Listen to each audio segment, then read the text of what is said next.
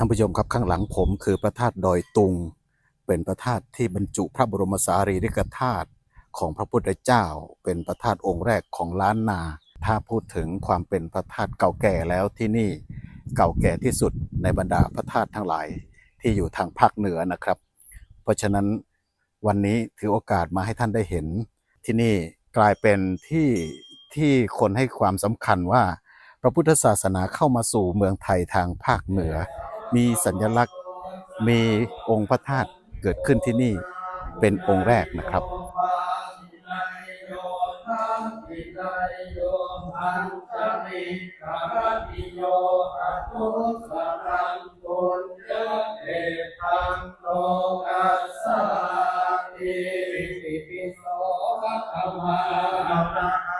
สัมมาสัมพุทโธวิชาจารณะสัมปันโนสุขโตโลกวิทูอนุตตโรปุริสคัมมัสสานัพพิสัทธาเทวมนุสสานังพุทโธภควาติสวากขาโตภควตาธัมโมสันติติโกภควานิโกเต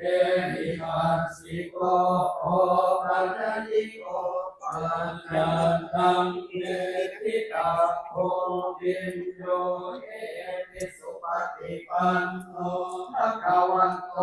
สาวกสังโฆอุจุปฏิปันโนภควโตสาวกสังโฆยะ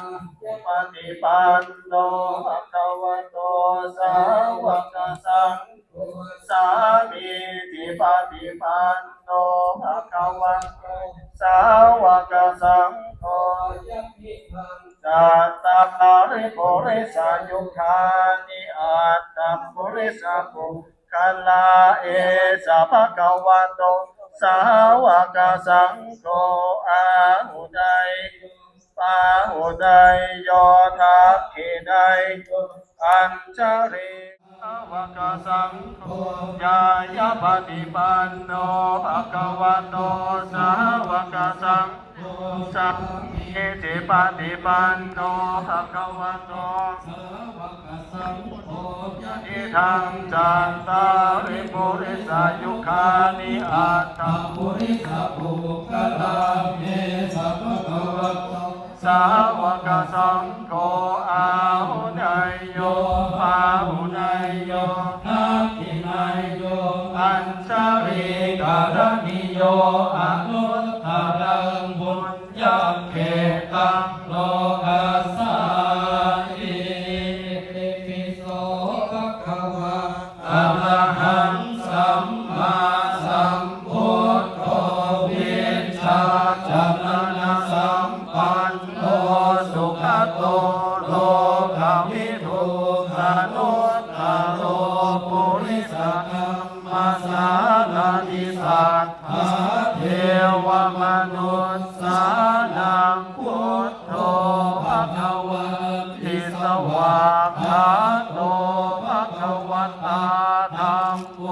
สันติติโกภควาริโกเยหิปัสสิโกโอปัญญิโกปัจจตังเวทิตาโพมินโยนิสุปฏิปันโนภควโตสาวกสังโฆอุจุปฏิปันโนภควโตสาวกสังโฆญาญาปฏิปันโนภควโตสาวกสังโฆสามีจิปฏิปันโนภควโตสาวกสังโฆยะทิทังจัตตาริปุริสายุคานิอัตถปุริสปุคลาเอสะภควโตสาวกสังโฆสาหุไดโยปาหุไดโยทักขิไดโยอัญชริการณิโยอนุตตรังบุญญาเขตังโลกัสสาอิติปิโส โยติตังโก ปนาภิกขเวทุกขนิโรธคามิเนปฏิปทาอริยสัจจังยันเทวะอริโยอาคังกิโกภะโคสัยยติทังสัมมาทิฏฐิสัมมาสังกัปปะสัมมาวาจาสัมมากัมมันโตสัมมาอาชีวะสัมมาวายามะสัมมาสติสัมมาสมาธิอิทังโทกังอริยสัจจังอิเมภิกขเวภูเปอนันโตสุเตสุธัมเมสุจักขุงอุตตปาทิญาณังอุตตปาทิปัญญาอุตตปาทิวิชชาอุตตปาทิอาโลโกอุตตปาทิอิงโกปนิคังทุกขังอริยสัจจังปริญญายันติเมภิกขเวภูเปอนันโตสุเตสุธัมเมสุจักขุงอุตตปาทิญาณังอุตตปาทิปัญญาอุตตปาทิวิชชาอุตตปาทิอาโลโกอุตตปาทิตังโคปนิตังทุกขังอริยสัจจังปริญญาตันติเมภิกขเวภูเปอนันโตสุเตสุธัมเมสุจักขุงอุตตปาทิญาณังอุตตปาทิปัญญาอุตตปาทิวิชชาอุตตปาทิอาโลโกอุตตปาทิอิทังทุกขสมุทัยโยอริยสัจจังติเมภิกขเวภูเปอนันโตสุเตสุธัมเมสุจักขุงอุตตปาทิญาณังอุตตปาทิปัญญาอุตตปาทิวิชชาอุตตปาทิอาโลโกอุตตปาทิตังโคปนิตังทุกขสมุทัยโยอริยสัจจังปหาคันติเมภิกขเวภูเปอนันโตสุเตสุธัมเมสุจักขุงอุตตปาทิญาณังอุตตปาทิปัญญาอุตตปาทิวิชชาอุตตปาทิอาโลโกอุตตปาทิตังโคปนิตังทุกขสมุทัยโยอริยสัจจังปะหินันติเตภิกขเวภูเปอนันโตสุเตสุธัมเมสุจักขุงอุตตปาทิญาณังอุตตปาทิปัญญาอุตตปาทิวิชชาอุตตปาทิอาโลโกอุตตปาทิอิทังทุกขนิโรโธอริยสัจจังนิเมภิกขเวภูเปอนันโตสุเตสุธัมเมสุจักขุงอุตตปาทิญาณังอุตตปาทิปัญญาอุตตปาทิวิชชาอุตตปาทิอาโลโกอุตตปาทิตังโคปนิตังทุกขนิโรโธอริยสัจจังชาจิกาตังคันติเมภิกขเวภูเปอนันโตสุเตสุธัมเมสุจักขุงอุตตปาทิญาณังอุตตปาทิปัญญาอุตตปาทิวิชชาอุตตปาทิอาโลโกอุตตปาทิตังโคปนิตังทุกขนิโรโธอริยสัจจังชาจิกตังติเมภิกขเวภูเปอนันโตสุเตสุธัม เมสุจักขุงอุทปปาทิญาณังอุทปปาทิปัญญาอุทปปาทิวิชชาอุทปปาทิอาโลโก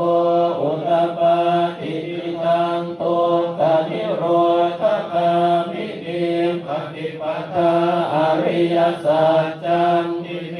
ภิกขเวปุพเพอนันโทสุเตสุธัมเมสุจักขุงอุทปปาทิญาณังอุทปปาทิปัญญาอุทปปาทิวิชชาอุทปปาทิอาโลโกอุทปปาทิตังโคปนิตังตุกะนิโรธคามินิปฏิปทาอริยสัจจังภาเวทัพพันติเมภิกขเวปุพเพอนันโนสุเตสุธัมเมสุจักขุงอุทปปาทิญาณังอุทปปาทิปัญญาอุทปปาทิวิชชาอุทปปาทิอาโลโกอุทปปาทิตังโคปนิตังตุกะนิโรธคามินิปฏิปทาอริยสัจจังภาวิตันติเมภิกขเวปุพเพอนันโนสุเตสุธัมเมสุจักขุงอุทปปาทิญาณังอุทปปาทิปัญญาอุทปปาทิวิชชาอุทปปาทิอาโลโกอุทปปาทิยาวะกีวันจะเมภิกขเวอิเมสุจตุสุอริยสัจเจสุเอวันติปริวัตังทวาทัสสะการังยะถาภูตังญาณทัสสะนังนสุวิสุตตังอโหสิเนวะตาวาหังภิกขเวสะเทวะเกโรเกสมาระเกสะพรหมเกสะสมณพรหมนิยาปัจจายสเทวะมนุสสายอนุตตรังสัมมาสัมโพธิอภิสัมโพธปัจจัญญาสิงยาจะโพเมภิกขเวอิเมสุจตุสุอริยสัจเจสุเอวันติปริวัตังทวาทัสสะการังยะถาภูตังญาณทัสสะนังสุวิสุทธังอโหสินะหังภิกขเวสะเทวะเกโลเกสมาระเกสะพรหมเกสะสมณพราหมณิยาปัจจายสเทวมนุสายอนุตตรังสัมมาสัมโพธิอภิสัมโพธปัจจัญญาสิงยานันจะปนะเมทัสสะนังอุทปปาทิอปุปปาเม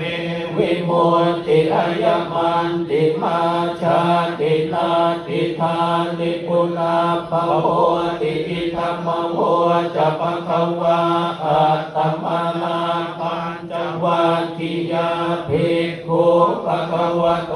ภาสิตังอภินันทุนทิมัสมิงจะปัญหาวัยยากรณสติปัญญมาเนอายัสสะโตโกนทัญญาสวิรชังวิตมนังธัมมจักขุงอุตตปาทิยังกินจิสมุตยธรรมังสัพพันตังนิโรธธรรมันติปวัตติเตจะปะคะวะตาธรรมจักเกภูมิมาเทวาสัทธมนุสาเวสุเอตัมภะคะวะตาภาราณสียา